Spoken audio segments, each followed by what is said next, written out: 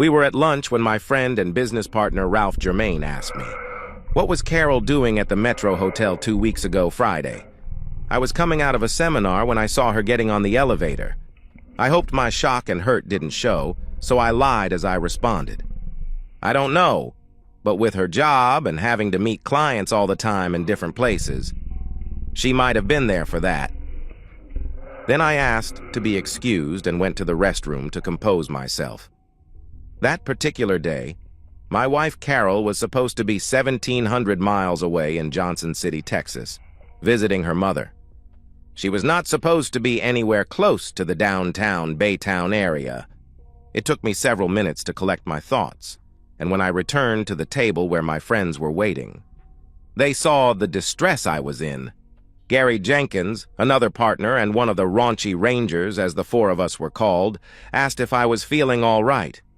Jim McKinney, the last of the partners and Rangers, said, "Bobby, you look like you were just told your dog died. Are you okay? Do you want someone to take you home?" I couldn't respond.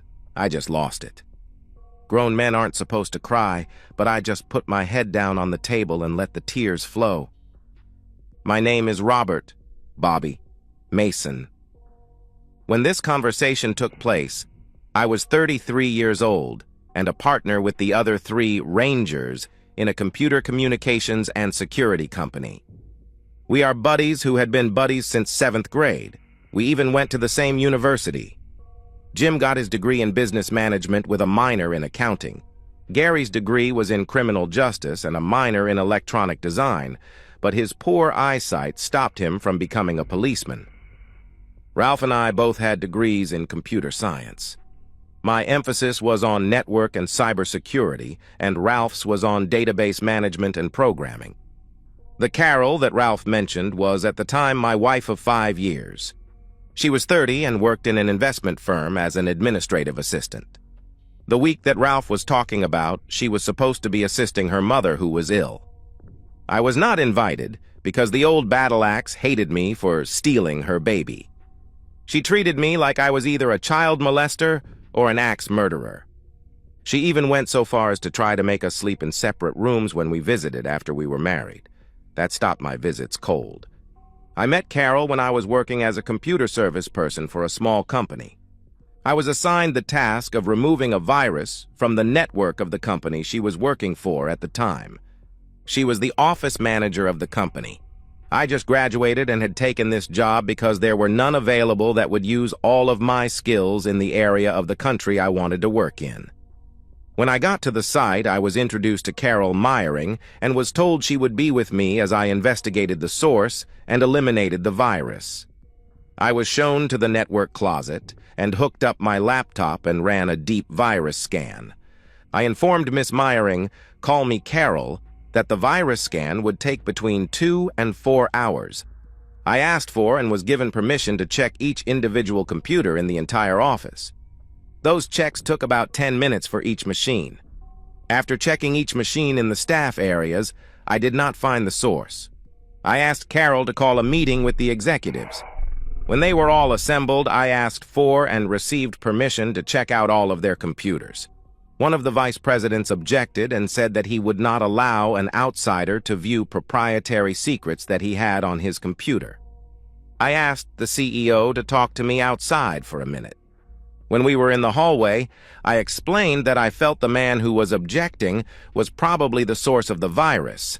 I explained that I had not found any of the staff computers or their internet activities as the source of this virus. It, therefore, had to have come either from one of the executives or someone who used one of their machines to insert a CD, DVD, or USB drive, or surfing the web for unsafe sites, generally adult sites, and the resulting emails that some adult sites generate. I asked for and received permission to start with the complaining VP's office first. He was still complaining when I did the deep scan. He stayed in the room and watched as I ran the scan. When he saw that I did not access any of the files and just had the virus-checking software scanning all of his computer files and his browser history, he calmed down. It turns out he was VP of security and was adamant about protecting the company's assets. Surprise, It was not on his or any of the other executives' machines. I left the CEO's office for last. When I got there, like all of the other machines, there was no objectionable surfing of the web. However, this machine's history showed that someone had inserted a CD on the Friday of the week before. The CEO got a very embarrassed look on his face when he realized that his granddaughter had visited that day and he had let her play one of the few games that the company allowed on the system. Apparently, the granddaughter was bored with those games and inserted a CD she got from a friend. Bingo. Virus source found. Embarrassment maximized. I cleaned it up and locked all of the CD drives and flash drives down to require administrative privileges.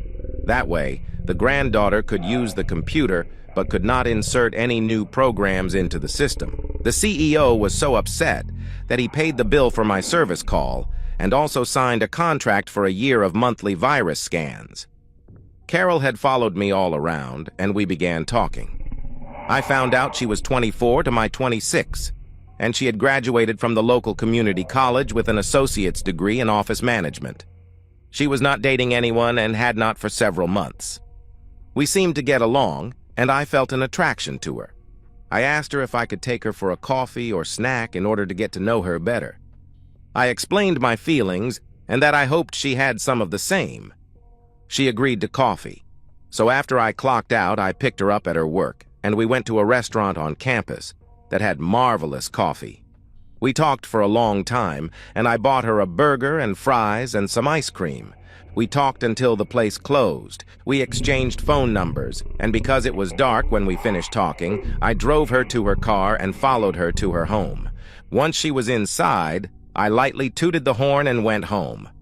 I had told her about my goals and plans. The other Rangers and I had a plan that we started in college. We were going to get some real-world experience, save as much money as we could, and then we would start a business where we were all partners. We started dating, me exclusively from the start, and Carol from the third date. She told me of the 2 dates she went on and explained that they had been set up by her family. That was how I found out about the mother-in-law from hell. We went to her mother's house in Texas a couple of months after we started dating. Stella met us at the airport, and it did not go well. Mrs. Meyering, Stella, was accompanied by a man our age that went up and hugged and tried to kiss Carol.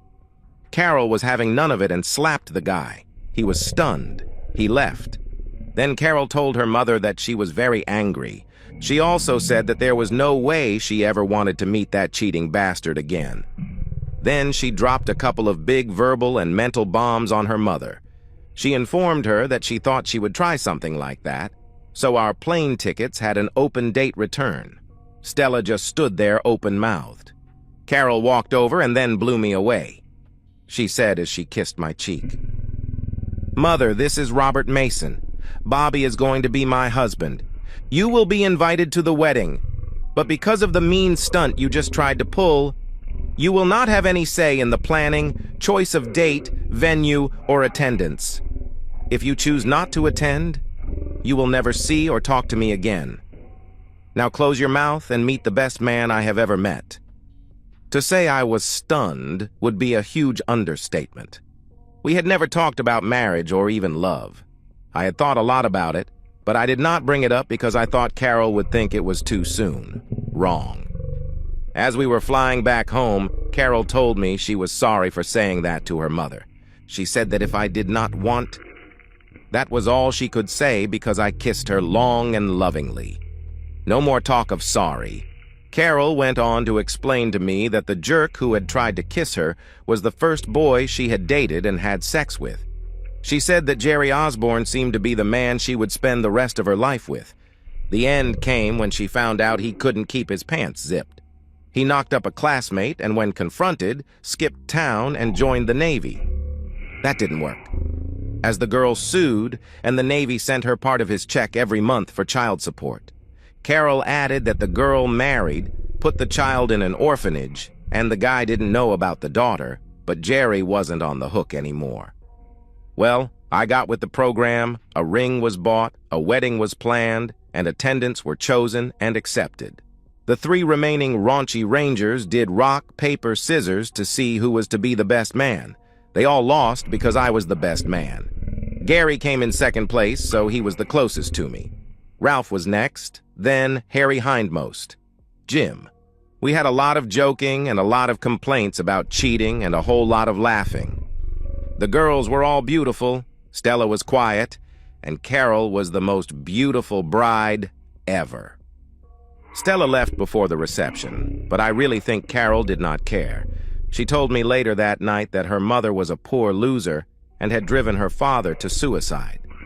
For that, Carol had left as soon as she was accepted at the community college and had never, other than the weekend of me meeting Stella, set foot in the house she grew up in.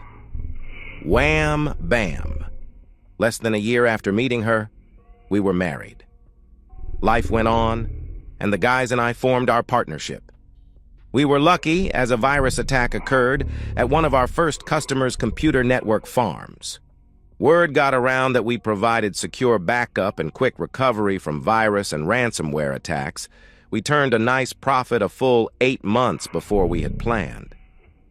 Carol told me that she wanted to wait a couple of years to start a family. I was okay with that, but she never seemed to want to make love. There was only one period when she was sick that we went for a week without any sexual activity. Nothing was off limits. Carol and I tried everything and as many positions as we could without hurting one of us or adding someone else. About 3 years into the marriage, we discovered that I am sterile. The doctors thought that I may have injured myself when I crashed my homemade pushcart when the Rangers thought it would be fun and scary to take rides down the steepest hill in the area. The other guys went first, and by the time I was to go, we thought all was well. I broke an arm and ruptured a couple of blood vessels in my groin. Apparently, that was not all that was ruptured.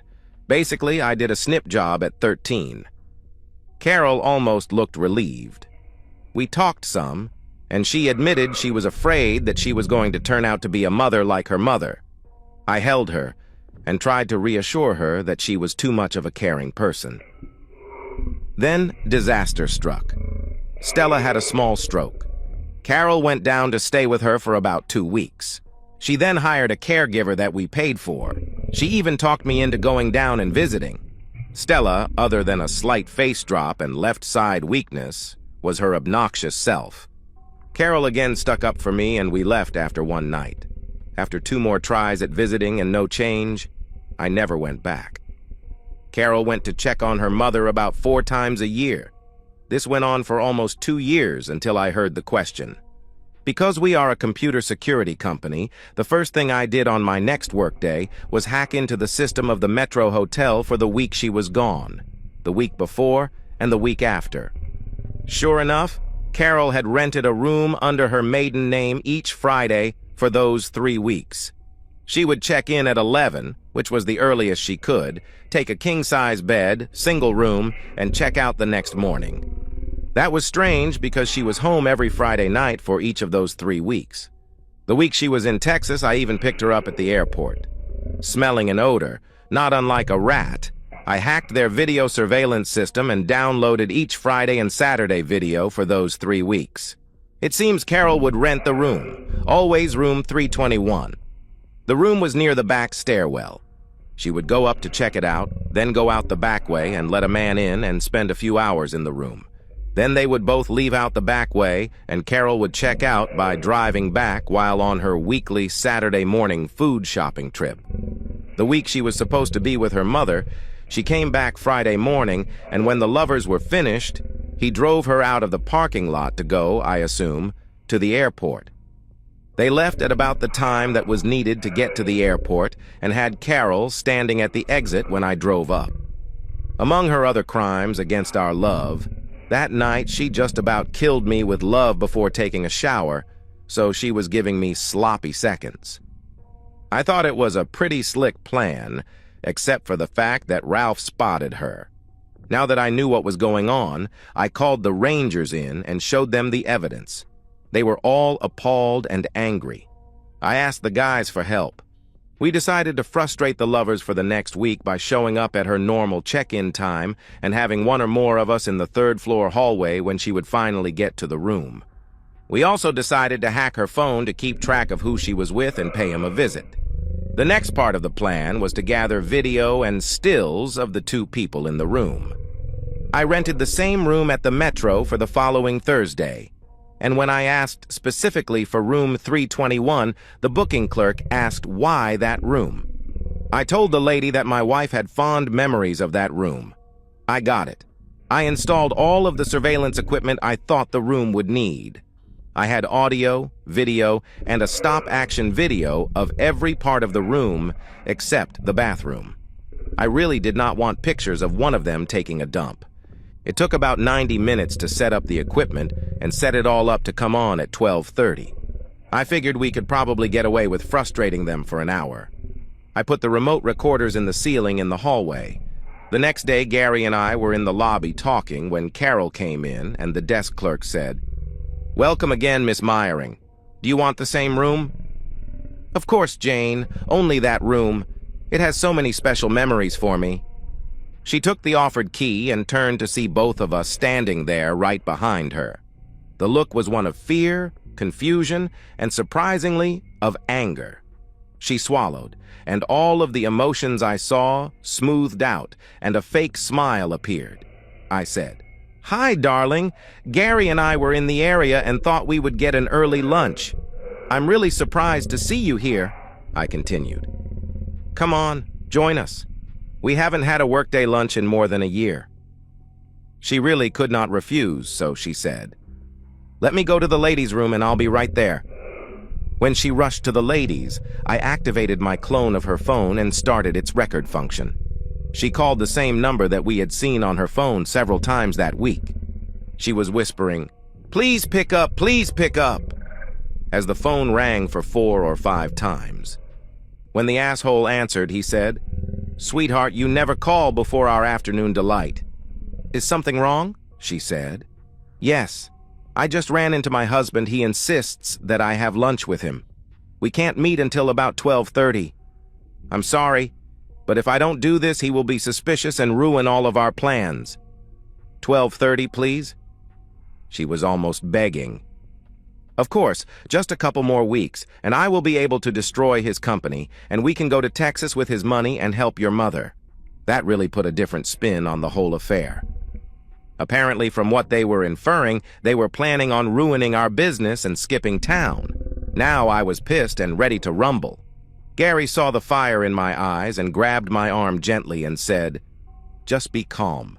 If we get what we want today, we will destroy them next week. Be calm." I nodded and took a couple of very deep breaths. Then I took a couple more. Carol returned all smiles and said, "Lunch would be great. The client I was supposed to meet here is running late, so if I can get to him by 12:15, that would be great."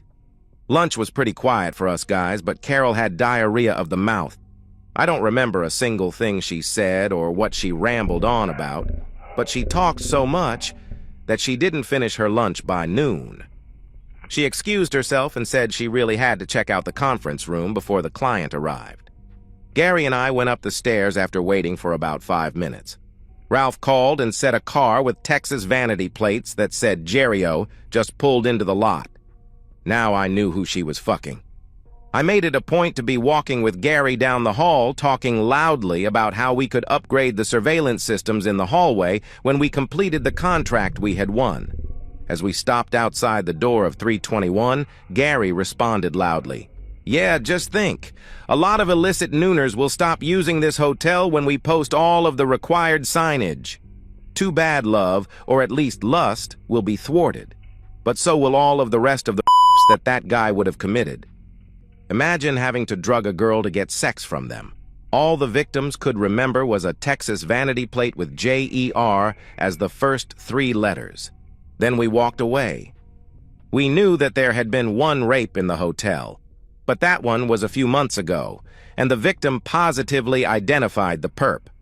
We went to the stairway door and walked up part of the steps to the next floor, and sat on the steps to watch as the door slowly opened and Carol's hair showed in the doorway.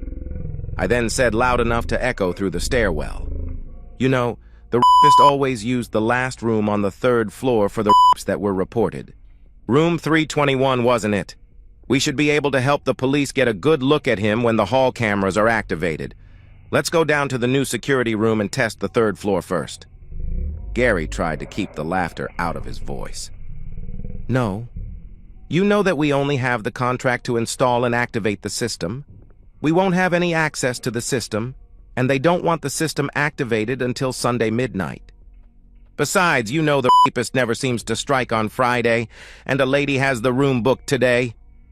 We watched as the door slowly closed and Carol went back into the hall. We left and went down and collected a laughing Ralph. When we asked what we were laughing about, he said that he and Jerry-O were at the foot of the stairs when you two were talking. As soon as you stopped, I told the guy I had to leave and ran to the men's room and just about pissed my pants. I was laughing so hard. The look of fright and guilt on Tex's face was perfect. The remote cameras turned on in 321 and the two lovers were in no mood for lovemaking for quite a while. It was after 2 before Jerry Osborne got Carol naked and proceeded to go at her. When he was done the first time, we heard them start to plot how they were going to wreck our company and loot all of the company and all 4 personal accounts. Then, as Jerry was leaving, I heard the words from Carol that destroyed any love I was still feeling for her. When we get the stupid geek skinned, let's go get our daughter and she can finally be with Mommy and Daddy. I'm sorry about the slap and the 6-year wait, but I really did think I was in love with him. But other than lovemaking, he has no imagination and is a stick in the mud. He really thought that Mama hated him. She needs to get her cut of the money before we leave for Paraguay. Gary and I both looked at Ralph and he just nodded. We took all of the tapes and retrieved all of the equipment and went back to the office. I called Carol and told her we had a small problem at work and I would not be home until after 10. The raunchy Rangers went into attack mode that night. We hacked the office network where Carol worked and made it look like she was stealing money from them and transferring the money to an account in Johnson City, Texas. The account was jointly owned by Stella Meyering and Jerry Osborne. Then we hacked that bank's records and made it look like the account was opened the same day the money was first stolen. We made it look to Carol's office like she was trying to cover her tracks. Then we broke into the records of the Johnson City clerk's office and found a birth certificate for a Carol Meyering showing her to be 26, not 30. We also found a birth certificate for one Lisa Meyering born more than a year before I married Carol. Carol was the mother and the father was listed as Jerry Osborne. The marriage license for them was applied for and granted, but never registered as completed. As we found all of that, we tried to crack the records of the college Carol claimed to have graduated from. The college did not exist. The next step in the plan was to move all of our company money and as much of our personal money out of the current accounts. We then made up a phony sales contract that showed that we sold the company to a big nationwide firm for just paying off all of our outstanding debts. The contract showed that we were being kept on staff for a period of not more than 6 months to show the new people to our current customers.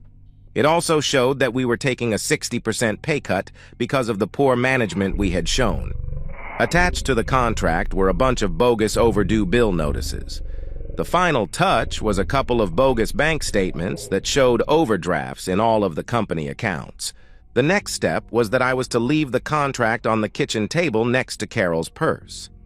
We wanted her to grab it and look at it while she was shopping the next morning. We also sent an anonymous email with a copy of the audio recording to the local police.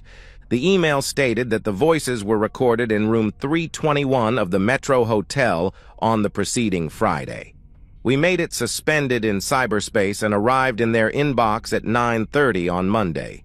We figured that they would at least talk to Carol and try to get Jerry's identification from her. We really wanted the apparent embezzlement to be found when they investigated. The contract was back on the table, but Carol had seen it and picked it up.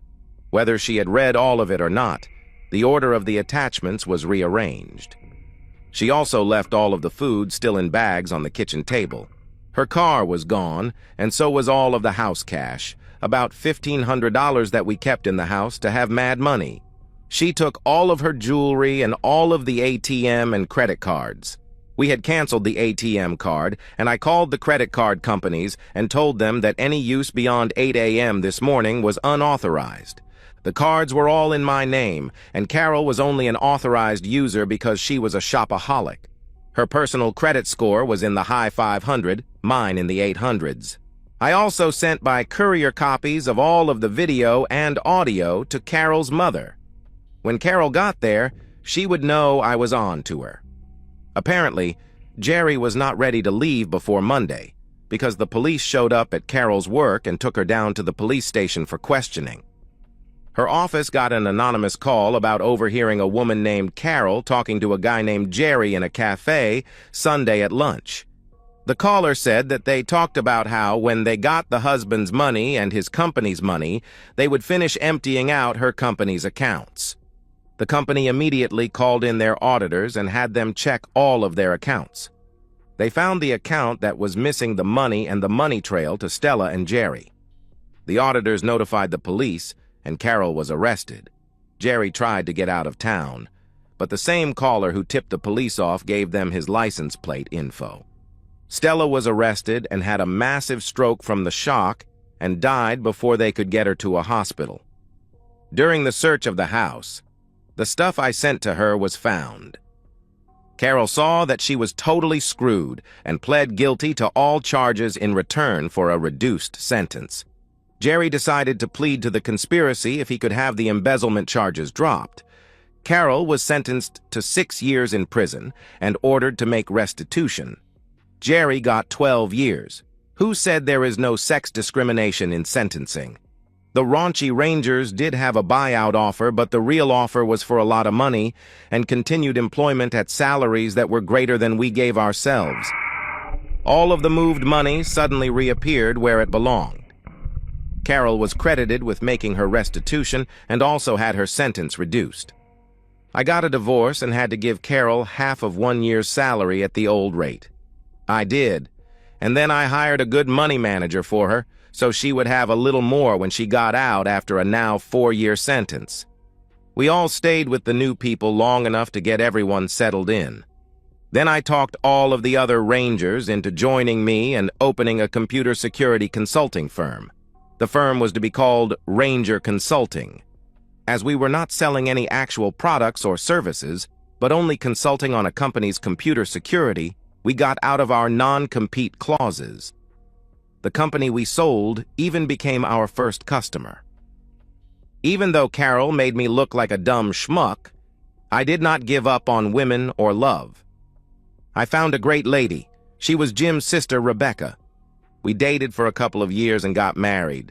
When I told Rebecca of my past problems and of Carol's daughter, she said to see if we could go get Lisa. We went down to Texas for 6 months and went to the orphanage where Lisa Meyering was being housed and filed to adopt her. I never told my daughter of her mother, and she became the light of my life. I have always been third in my house, but the bronze medal was on the wall next to Lisa's gold and Rebecca's silver. And that's the end of today's story. If you enjoyed it, please give this video a thumbs up and drop a comment below. Your support helps the algorithm push my content further. If you're new to the channel, don't forget to hit that subscribe button. It really helps me keep creating more stories for you.